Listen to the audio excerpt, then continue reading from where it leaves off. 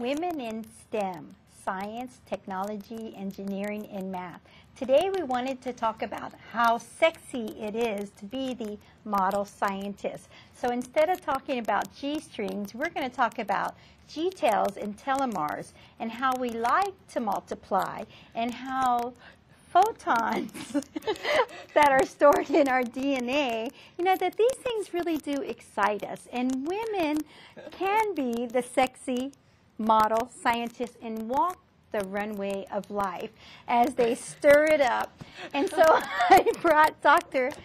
Sandra Rose Michael here with me, who is a renowned inventor and scientist and really does a good job of being the sexy scientist. So, I thought we could have some fun with this and remind the young women of the world how sexy and fun it is to not only think about your G-strings, but the G-tails. We will have to talk about those G-tails. But we have stirred it up on a few red carpets. But especially the red carpet at MIT with cold fusion. Yes. Remember, I invited you to join me at MIT. I was invited to a cold fusion colloquium, and you joined me there. And we were like the only women. Of course, cold fusion really excites me. We've developed a photonic fusion technology, a biophotonic fusion technology that's recognized globally. It's been just 40 years of my work to get there. And so actually, on a serious note, is the reason we wanted to talk about this is a lot of times people tend to take women less serious when it comes to STEM, science, technology, engineering, and math. And yet, women are some of the hardest workers in these fields. And yet, they're the ones that may not always get the funding, they're not taken serious for their patents, and yet women are some of the best entrepreneurs in these sectors and markets and industries. So I really thought it was important to refocus and remind the young women, and also all our global cohorts out there, that women do a lot in STEM, and we need to be taken seriously. And when women are brought to the table, this multiplying of excitement when looking at the DNA and the telomeres and all this, women have brought a lot of important discoveries and revelations too. So thanks for joining me, and let's talk a little bit about your work and the challenges that women, I know you do double blind studies, but we tend to get the double blind acknowledgement. We get no acknowledgement a lot of times. Or how did you invent that? Yeah. Well, I loved when we were at MIT and then Stephen Chu's office calls you and says, you weren't really there and you didn't write the article on cold fusion. It's like, yes, we were there. We are here to tell the world that we did go to MIT. And it was fun. So it was almost like playing football with the Department of Energy, because it's like, and that's your strategy, that's your game plan. So the first quarter, they already were having a down, But it was exciting to be there as women. Oh, and I got you to MIT, and from there we ended up going, you came with me. I had a UN presentation on the radiation issues, and you ended up coming, we went to the Philippines, to Manila with the key program, and you ended up on the red carpet. We were just on the red carpet again. So scientists are sexy. You got an award for the International Film Festival. So we were on that red carpet there. Yeah, well, that was actually the reason we were there this year. Last year I got the award. This year they asked me to speak about how I use technology, how I use multimedia and technology to a worldwide audience of other film industry producers, executives, and so there you were with me on that red carpet, so I just wanted to share how you, as a sexy scientist and your, and your grandmother, really make it, fun to learn and to show that, there's a good value in the research you've done. So well, and it is about learning, you know, and the excitement of learning. I read encyclopedias cover to cover as a child. To me, that was exciting. But my parents were both scientists. My mother was working on fission, the fissioning of plutonium, and working for, you know, on government projects. My father also an aeronautical engineer. So your meaning of stirring it up usually was something to do with lab and microscopes. Oh, yes. I mean, I had microscopes as a child. I had my own Geiger count. I thought everybody played with Geiger counters. And I grew up on a farm, and I also had my own organic gardens and things like that. But that was also done as a science project. Everything was done with science. And that's how I grew up. And then I tested, you know, because you want to have a passion for learning. It's like create a game worth playing, a life worth living, but have a passion. And my passion is for healing. It's how do we heal the world?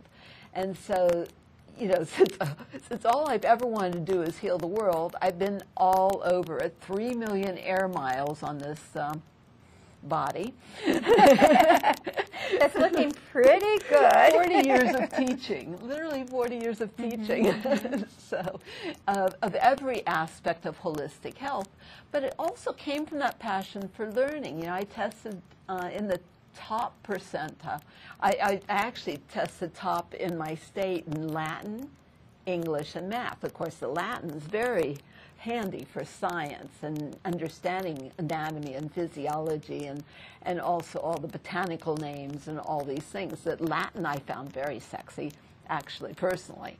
And you said biophysics, you know, a lot of the words, you know, that you're learning. I mean, that's why I thought this is something really fun to talk about, you know, that, you know, like I was saying to you earlier, look at you now, look at you now. You're reading paper, but your paper is scientific paper, you know? And I'm a researcher. Instead of reading the encyclopedias cover to cover, I am reading all the research on health globally, worldwide. Everything comes out every day. I'm reading the scientific papers. And to me, that's very, very exciting to stay on that cutting edge of science and really being a researcher. You know, I've got over 20 years of developing this bioscalar technology, which is the only probably true bioscalar recognized by doctors and scientists globally. Very, very exciting stuff. I mean, we made the Wall Street Journal, you know, at one point, but I've lectured at the Harvard Club, where I met Dr. Ali Tahiri. well, and talk a little bit about what the invention is. That you said it's a replication of your body of healing. Can you talk a little bit about? Yeah, it is about understanding the body and the physics, the biophysics, the metaphysics of health and healing, and what produces true dynamic health, and what triggers genius. We want genius. I knew when I tested above 99th percentile on the ACT and SAT that could be a problem, but you know, our brains go to places that other people really don't tend to think in. And so we've developed something. It's a collision of photons, a photonic fusion technology, a cold fusion technology, so to speak, but it is a fusion technology. It's a field engine generators for generating these fields of consciousness. And it looks like 12 strands of DNA on the screen. You know, it looks exactly like, if you stop the screens, it looks exactly, because it was designed to interface with the DNA, and it was designed to replicate all my work, all my personal research on DNA and scalar and generation of fields and all these aspects of science, because I've grown up and I've always worked with the top scientists from all over the world. And that's what I love. People ask, what do you do for fun? We don't need to watch any science fiction, because the truth is more fun than fiction. It's much stranger than the fiction anyway. And I live in this world of Star Trek medicine, and with these literally top government scientists, and you know, with all these incredible stories from around the world. And so it's sexy to real. read, and it's, you know, and that's what I love is you have so much fun and inspiration. You know, you're late at night reading and sharing with doctors from all these different national, international communities. The you know, trying to really think about and talk about better ways that we can bring about health and wellness to each other. And you had said that it's so important for the young minds to start to recognize their genius. Yeah, and we want to trigger that genius. I've studied right-left brain synchronization, which is whole brain thinking. And the technology opens up those neural pathways so that people can express their true brilliance. And their body can express the true, you know, it's the activation of the divine blueprint of the DNA, but that repair of the DNA. You know, and the function of the DNA, the prime function of the DNA is to store photons. So this gets very exciting when you talk with scientists, and I meet with scientists that have worked with CERN and Fermi labs and the collision of the photons producing new forms of energy. And that's literally what we're doing, producing this bioavailable energy that releases the active hydrogen, which is the ultimate fuel for, like, the body's cells are literally like hydrogen fuel cells. And so but healthier pH. cells brings about a healthier mind, which people, then you get that human potential. And, you know, and I think that's what a lot of people are starting to recognize, that when we learn to take better care of ourselves, that our human potential comes out more. And then you have a better quality of life because you're pursuing what you love.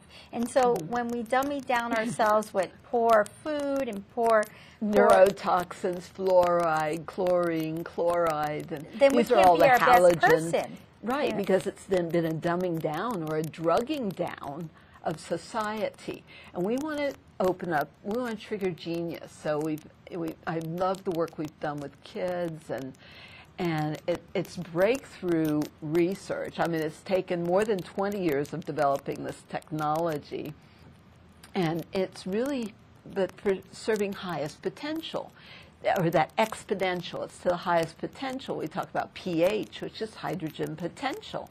Well, that active hydrogen is the ultimate antioxidant for the body, which will reverse disease and aging. But it's also going to trigger the highest potential of expression of life. How do we live our greatest life, our greatest health, our greatest vitality? How do we have the healthiest communities, societies? By having healthy children. And how do we support that at every level? That's part of that hydrogen potential, which is optimal pH and oxygenation, the hydrobifurcation that our technology does. You know, the technology is pretty phenomenal. Point, because when you're not breathing well and you're not getting proper oxygen, then the brain can't function optimally. Just like in Las Vegas, they pump the oxygen in so people can stay awake playing those games. You know, when you get that oxygen to the brain, you know, it triggers that's more optimal, you know, clearer head, you know, but more optimal brain function. The brain controls the body. So there's a lot of science to understanding health and wellness and vitality. And then we put, you know, more than 20 years of our research, you know, we started programming computers to emulate our work. And we already had the whole dynamic. We were already working with scalar and generating fields and doing all these different things, working with the DNA.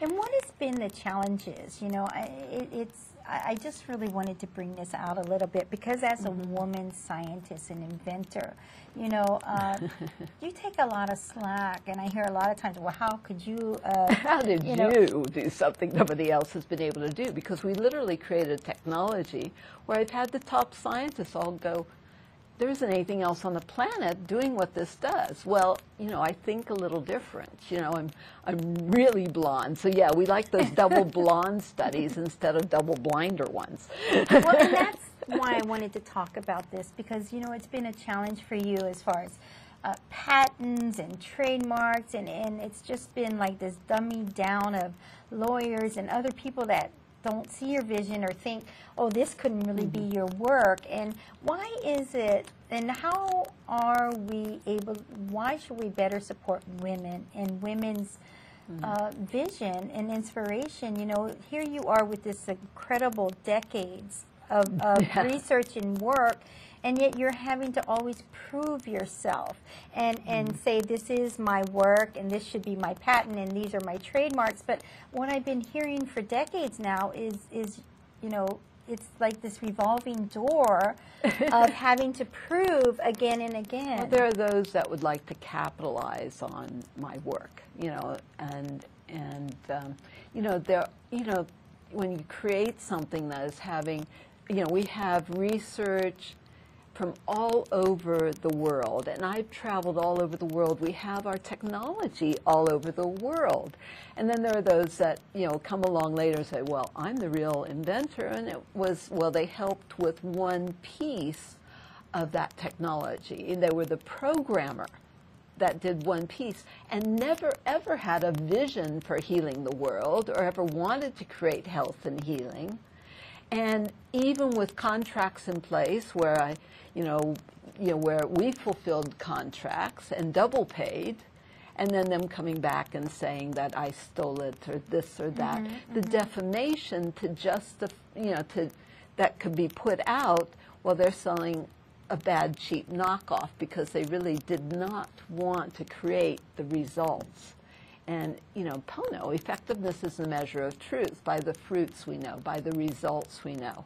And this is our passion, but there are those that would want to capitalize on somebody else's success. And so they literally don't want you to get the patents or the trademarks or to be acknowledged as, you know, and this is what I think is so unfortunate is women have to work harder and we have to prove ourselves over and over.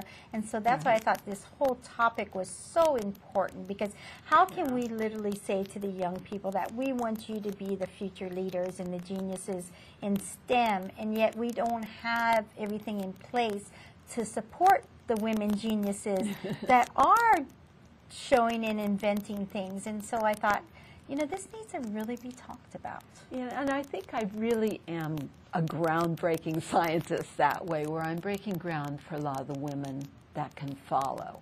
You know, so I have lectured, you know, at the Harvard Club and for the faculty at Mount Sinai Medical School. People will go, oh, this is a bunch of bogus science or woo-woo, or attack others for it, or even Dr. Terry Shintani at the medical school. Well, everything is always an idea at first, a theory. You know, everything starts from a thought. Right. So, you know, to think that we as women don't have important thoughts, you know, and then how could those thoughts expand? And then we don't fit the cookie cutter medicine of standard of care either. So we've developed something that's just hyper healthy, because I'm looking at how do we create super health? Because if you're super healthy, there's no more disease.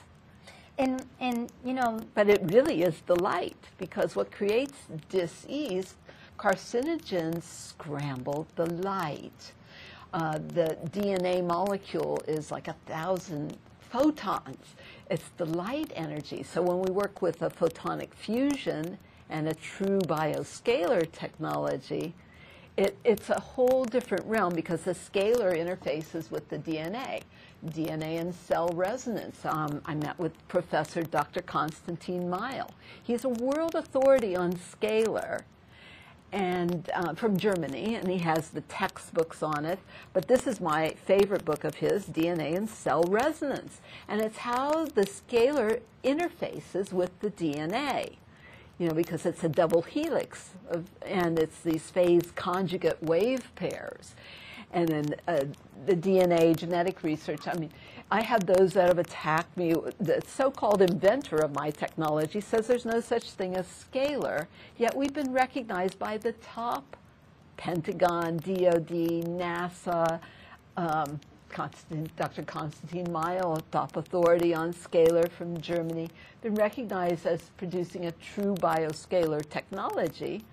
Well, the so-called inventor of my technology, who was just the programmer, says there's no such thing as scalar, and I just made it up. Yeah, and I think until the public starts to look at and starts to demand, you know, that there's other ways to look at health. The Chinese were a good example. If the doctor of the emperor didn't keep the emperor healthy, they were murdered. They were killed. They were you know? killed. They had incentive for creating health. So we sort of have it backwards Chinese here. doctors don't get paid unless the patient stays healthy. Right. And the emperor's doctors were killed if that emperor didn't. So these were the secrets of longevity. And then that relates to these secrets of longevity. We got from the Chinese Qigong grandmasters. For the first time in the history of the world, we were granted this award for developing a qi technology because it regenerates the source qi, or the Wan qi, which is the life force. And essentially it goes back to my original training in chiropractic, which was in the early 70s. I started with chiropractic reflexology and nutrition in the early 70s, but it goes back to the original kind of religion of chiropractic, which is the power that made the body heals the body. So I'm looking at how do we plug back into that cosmic light socket? How do we recharge every cell of our body as quickly and easily as we recharge our cell phones? And that's why it's so important, and the more we talk about this, that the public starts to understand that, you know, there should be better ways, you know, and if your physician, if you're not healthier, like the Chinese, you would have been thrown out. You wouldn't, you know, so that's why. We need to create new models for what, well, not even a model. I mean, examples, you know, the heck with models, because a model could just be, you know, but show the examples, and that's why I thought it was important to bring you here, is to show that, you know, as women, you know, women contribute just as much as men, and women are just as smart and can be sexy models, scientists, and inventors, but there needs to be things in place. To be very honored, you know, and I mean, we do have kind of the sexy stuff, whereas I was featured, you know, on the cover, that's over here, the cover of the Beverly Hills Times Oscar edition. Which is great, but As a until celebrity things doctor. become easier to prove and get your patents, your trademarks, and to honor the entrepreneur women, to give us the funding. I'm sorry, I have to keep on going. Time out, and let's get back to... And we've submitted for the patents. It's been in process, the trademarks, and how much the patents. money you've spent to lawyers that have failed you. You know, you think and then being attacked in every which way. I mean, it's really crazy. But in the meantime, it's like there's so much wonderful, wonderful shift happening on this planet. And we like when shift happens. Yeah, shift has really hit the fan. It's accelerated evolution is what I like to talk about. But, you know, like I lectured for, I mean, this was one of those conferences sponsored by the Ministry of Health in Peru. And that's the interesting part is, you know, to see you get so much support from all these other countries, and yet in your own country of America, you have to continuously pay more lawyers that don't do what you ask them to do to try to get the patent, to try, you know, because people go, well, what's your patent, what's your trademark? And well, others make claims and claim they have my technology when they have a really bad, cheap knockoff. I had a doctor show one of the doctors what was actually in that knockoff program. And it was words of death and destruction, and they're wondering why they're not getting the results that you get with our technology. But this doctor was promised it was the same and better. Yeah, you know? and these were men that were stealing your stuff, basically. Let's throw it out there. Let's time out and say what it really is. You know, that why is it okay to theft of intellectual property? Yeah. And why do women have to work harder to prove their intellectual property? So, you know, time out, let's call it what it is. You know, because you're so nice about you want to dance around it, and yes, you have support of all these others. And then creating defamation, because they have to try to make somebody else bad or wrong to be able to you know, capitalize on 40 years of my work. Actually, more than 40 years, but we're pushing 60 now. So we, you know, but we've literally been also all over the world with the Ministries of Health in Taiwan and Jintendo University with Dr. Shirasawa working. You know, that's where we talked about the G-tails. And yeah, so not Nintendo, but Jintendo. Jintendo, you know? yeah. And that's quite a job to get to travel all over the ends of the telomeres. Yeah. Now, what happens with our technology, and this was first acknowledged through a top geneticist at Baylor University studying the effects initially of our technology before we ever really released it. But you know, because our initial clinicals were in 2001. And you know, that's also been heartbreaking to hear how for a long time you had to hold back from talking about these discoveries and these inventions because as a woman you had to continually work harder to prove you're on the right track, you know, and wow, and yet, amazing story, and yet Sandra. They're starting to believe me now. When I mean, it's been 40 years of teaching health, but how many women with 3 million air miles and 4 children and 4 grandchildren have hair like mine? They talk about lengthening telomeres, but also it makes hair grow and bald spots disappear. But literally, that geneticist proved that that active hydrogen was repairing the breaks in the DNA, which is the covalent hydrogen bonds in the DNA, repairing the genetic damage and lengthening the telomeres. So this is true breakthrough age reversal, DNA damage reversal, because that's what creates cancer, is the breakdown of the illness is when the DNA loses its photons.